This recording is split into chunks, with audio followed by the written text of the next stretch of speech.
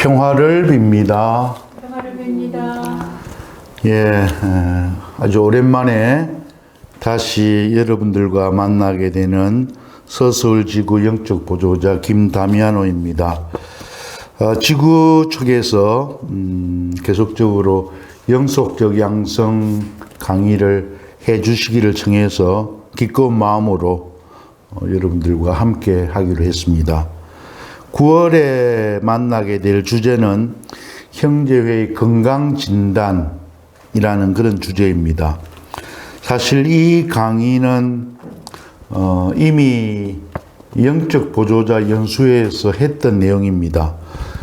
올해 2022년 6월 27일부터 28일 산청 성심원에서 영적 보조자 일회원들 작은 형제회 콘벤투알 카푸친 38명이 산청에서 1박 2일간 연수회를 가졌습니다. 이때 제가 발표를 한 내용이고요.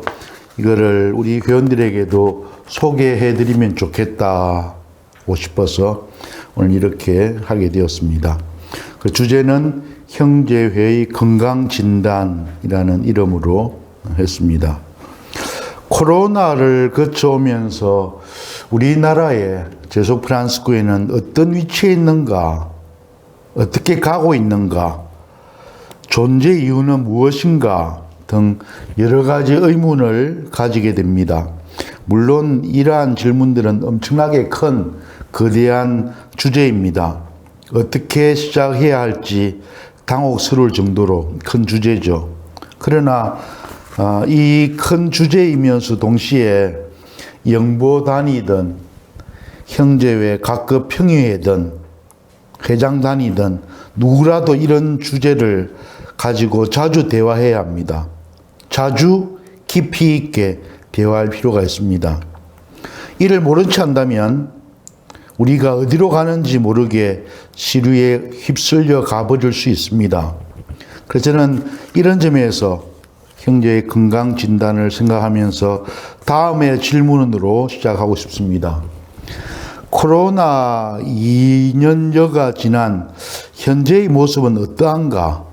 우리나라의 형제 회원들이 어떤 모습을 가지고 있는가? 형제 회원들 그리고 형제회가 또 코로나로 인해서 2년간 형제회가 거의 멈추었을 때 형제회 지도자들은 무엇을 했는가? 저는 이러한 질문에 대해서는요 굉장히 좀 분노하는 느낌이 있습니다.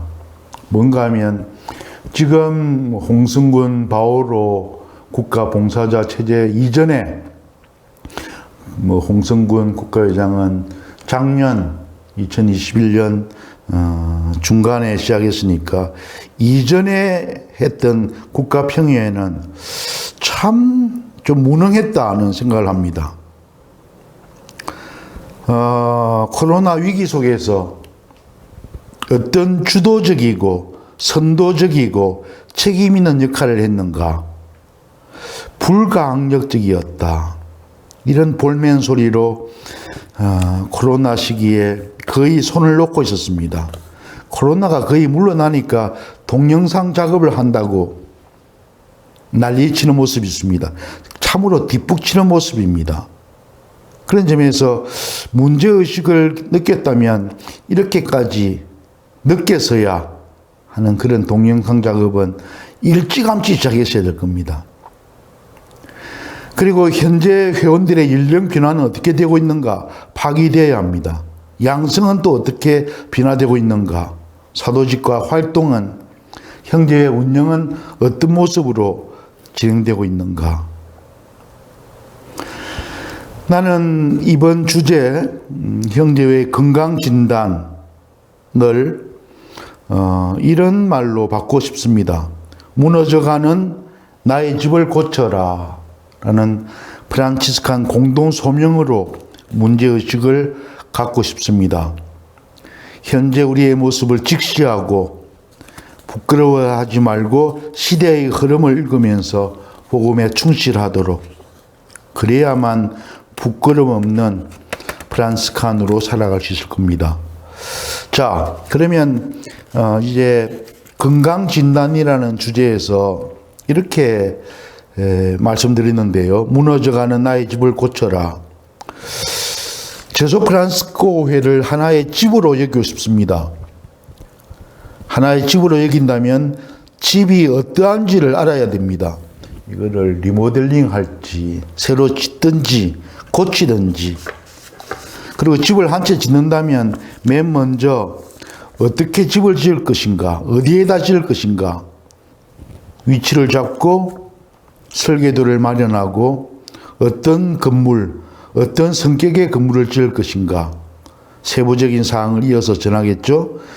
방의 개수와 재료, 전기, 설비, 수도, 이렇게 집 짓는 데 대해서 길게 언급하는 것은 이 속에서 집이라는 것을 저는 형제회라고 이야기 드렸는데요. 형제회가 무너져가는 집이라면 이 상황에서 우리 각자는 어떠해야 하는가 하는 것을 말씀드리고 싶은 겁니다.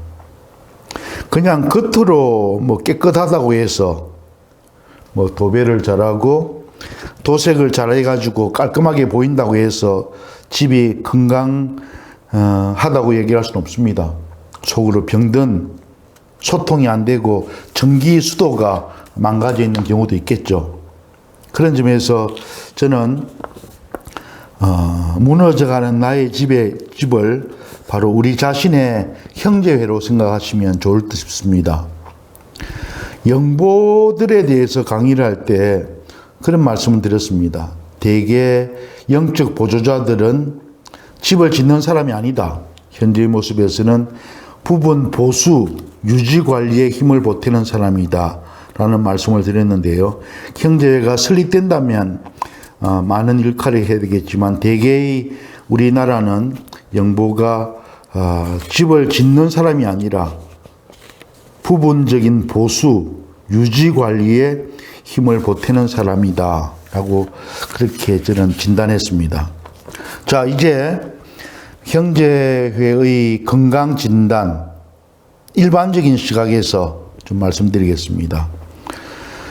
형제회의 건강진단을 이야기할 때 대개 우리 형제회원들은 자신의 형제회가 건강한지 어쩐지를 제대로 알지 못한다고 봅니다. 사실 그럴 수밖에 없는 게 제한된 형제회의 삶을 삽니다. 국한된 어떤 위치나 모든 면에서 다양한 모습을 보기는 쉽지 않습니다. 그래서 오히려 영적 보조자들이 다양한 경험을 통해서 이런저런 것을 소개해 줄 수 있겠죠. 그래서 형제 회원들이 자신의 집이, 형제회라는 자신의 집이 건강한지 어떤지 잘 모를 수 있기 때문에 저는 좀 객관적인 그런 자료들을 제시하고 싶습니다. 하나는 건강의 관점에서 신체적인 건강, 그거는 형제의 외적인 모습입니다. 외적인 크기, 외적인 내용들, 그것이 신체적인 건강으로 볼 수 있을 것이고, 정신적인 건강, 그러면 형제회의 정체성, 얼마나 스스로 회원들이 스스로를 올바로 인식하고 있는가 하는 문제일 것이고, 지적인 건강, 그러면 형제의 양성과 관계되겠죠. 초기 양성과 영속적 양성, 그리고 영적인 건강, 그러면 형제 회원들이 하나님과의 관계에서 얼마나 밀접하게 되어 있는가, 그것을 위해서 형제는 얼마나 많은 것을 회원들에게 제공하는가, 이런 네 가지 관점을 볼 수 있을 겁니다. 신체적, 정신적, 지적, 영적, 이 네 가지의 관점에서 봐야 하겠지만, 저는 이 시간에 좀 간단한 모습으로 여러분들에게 현실의 진단, 형제의 진단을 하고자 합니다. 첫 번째, 형제 회원에 대한 개별적인 평가입니다. 형제 회원들이 얼마나 스스로를 올바로 인식하고 있는가. 어제 어떤 형제 회원하고 이 문제에 대해서 토론을 한 적이 있습니다. 재밌게도 이런 얘기입니다. 어떤 형제회에서 하도 형제의 모습이 그야말로 구차할 정도로 엉망이어서 어떤 회원이 짜증스럽게 아유 본당에 레지오만도 못하는 이 형제에 내가 있어야 되느냐고 했더니 많은 사람들이 분노하고 화를 내기보다는 덤덤하게 그 말을 있는 그대로 그냥 받아들이고 있었다는 그 모습을 보면서 더 화가 났었다고 하는 그 얘기를 들었습니다. 회원들이 정체성이 없는 거죠. 전혀. 자기가 서약을 하긴 했는데 그 서약이 무엇인지도 모르고 형제 회원으로서의 자긍심도 없고 형제 회원으로서 자신을 올바로 인식하고 있는가, 신분, 그 성수에 대한 인식, 자신이 제속 프란스카님을 아는 것에 대해서, 그리고 매일 생활에서 기도와 신심 생활에서 우리의 모습이 드러나는가, 성무일도, 매일 미사, 칠랑묵주, 영적인 독서, 봉사, 애덕의 행위, 이런 것에서 프란스칸적인 향기가 있는가 하는 겁니다. 사실 회원들에 대한 이러한 정체성의 문제는 다른 모든 문제들의 출발점이기도 하고 또한 해결책이기도 합니다. 자, 두 번째로 언급한다면요, 형제의 규모에 대한 평가입니다. 좀 외적인 모습이죠. 신체적인 그런 건강과 같은 것인데, 회원들이 많으면 서로의 친교가 약해집니다. 그래서 저는 서울에 있는 몇 개 형제회를 맡고 있는데 안타깝게도 회원들 서로가 이름을 잘 모릅니다. 참으로 부족한 모습이죠. 한 가정에서 아버지가 아이들 이름을 모른다면 말이 안 되죠. 형제들의 이름을 모른다 그러면 말이 안 됩니다. 데이터가 하나 있는데요. 미국에서 2000년 자료입니다만, 당시 772개의 단위 형제가 있었고, 회원수는 약 9,000명 있었습니다. 한 형제 회원, 평균 회원수는 25명으로 보고됩니다. 우리나라는요, 올해 6월달 통계로 단위 143개, 준비 4개, 총 회원수는 13,765명, 1개 형제의 평균 93.6명입니다. 국내의 사정, 한국인의 심성, 이런 것들을 고려한다 해도 회원수 100명을 넘나드는 이런 규모는 여러 가지 부작용을 낳습니다. 별로 합당하지 않죠. 저는 한국의 형제 회원들이 비대하다, 그렇게 진단할 수 있습니다. 사실 그렇습니다. 세 번째로 형제회 모임에 대한 평가. 모임은 대개 원래회, 우리 회칙에는 정기적인 모임이라고 합니다만, 원래회, 그리고 구역 모임, 또 양성을 위한 모임, 그 외에 소모임들 또는 동아리 모임들 다양하게 있습니다. 이들의 출석률은 아주 중요합니다. 회원들이 형제회에 출석하는 그런 출석률이 떨어지고 흥미를 잃어버리고 유익함이 없다면 그 형제회는 좀 문제가 있다, 병 들어간다, 건강하지 않다라고 이야기할 수 있습니다.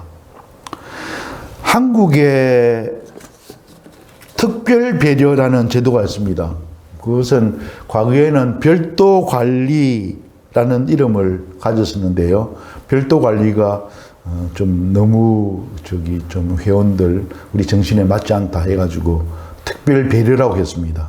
저는 이 제도에 좀 문제가 있다고 생각합니다. 특별 배려를 마치 형제회에서 연로하면 당연히 그냥 거쳐서 은퇴하는 것처럼 직장이나 그런 것, 이건 아주 잘못된 겁니다.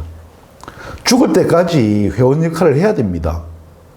특별 배려 회원들이 회비도 안 냅니다. 아니요, 그렇게 되면 안 됩니다. 죽을 때까지 회비 내야 됩니다. 적어도 회비를 내물 통해서 자기가 그 형제의 소속이라는 것을 확인해야 합니다. 형제, 물론 회원들도 자주 방문해야 되고요. 그래서 한국에 꽤 많은 숫자가 있다가 다음 시간에 소개해 드리겠습니다만 특별 배려는 아주 많습니다.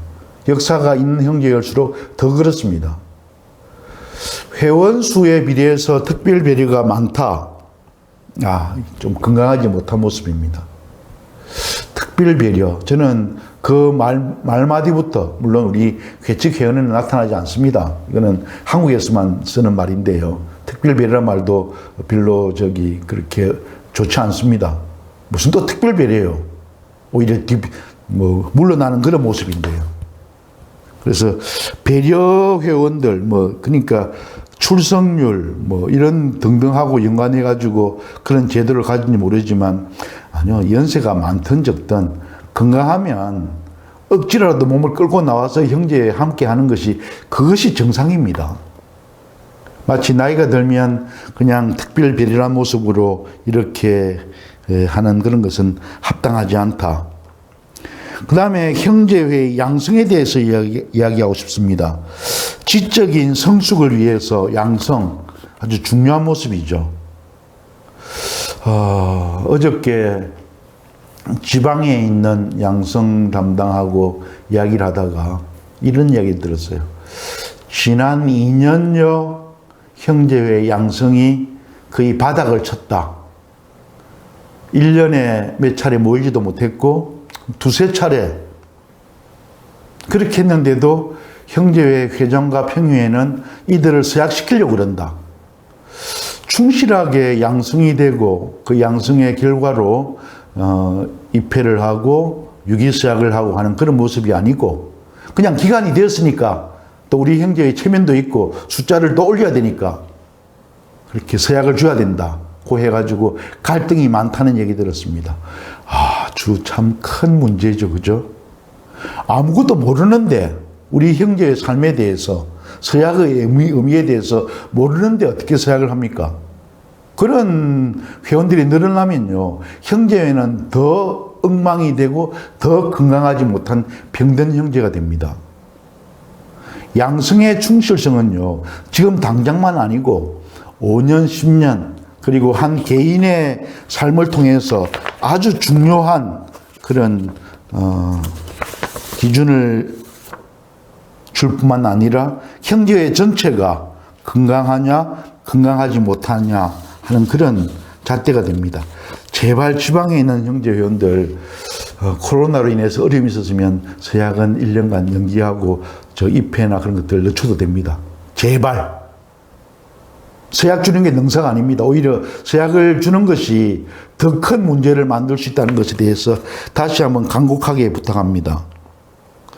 형제회의 행정과 재정도 중요한 문제죠. 이런 일들을 잘 해낼 때 형제회가 잘 굴러갈 수 있습니다. 특별히 행정과 재정은 형제회 봉사자 또 평의원들하고 함께 하는 데 있어서 아주 중요한 역할입니다. 재정 문제에 대해서 이야기한다면요. 여러분들 회비 문제를 언급 안 할 수가 없는데 회비는요. 회원들이 마땅히 해야 할 첫 번째 의무이기도 합니다. 출석과 함께. 아파도 회비 내야 됩니다. 저는 본당에 있을 때 그런 감동이 있습니다. 봉성체, 병자 방문을 하고 성체를 영주로 가죠. 대개의 할머니들, 병자들은 안 했지만 몇 분 할머니들은 꼭 갈 때마다 봉투에 돈을 담아서 돈이 얼마 되지도 않습니다. 몇천 원밖에 안 됩니다. 돈을 담아서 이거 제가 본당에 내는 헌금입니다. 교무금입니다 하고 준다를 했어요. 아파도 본당에서 신자로서 해야 할 일은 한다는 거죠. 저는 그것을 보면서 참 감동이었습니다. 아파도 병석에서도 우리 회원들은 회비 내야 됩니다. 그것이 최소한 해야 할 일입니다. 그거로 형제회를 돕고 형제와 함께 해야 되죠. 회비가 다양하게 쓰이잖아요. 형제의 운영과 가난한 사람들을 돕고 사도직을 하는 참 많은 역할을 하게 되는데 회비의 중요성 말씀드립니다. 끝으로 영적 보조의 모습을 보는데요. 영적 보조자들은 이제 자신의 역할을 해야 됩니다. 제소 프란스코의 독자성, 단일성 그리고 계속성을 준수하면서 그를 존중하면서 형제를 영적 보조해야 될 것이고 자신의 주 임무가 프란스칸 영성을 회원들에게 전달해 주는 것 그리고 특별히 초기 영속적 양성에 협력하는 것이다. 이런 것에 대해서 좀 더 집중적으로 그렇게 일을 하면 좋은 영적 보조자가 되고 형제의 건강에 도움이 될 것이다 라고 생각합니다.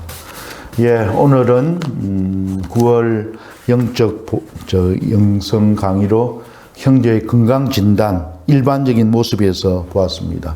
제가 다음 11월 달에는 인트라넷에 있는 객관적인 데이터를 중심으로 살펴보고자 합니다. 감사합니다.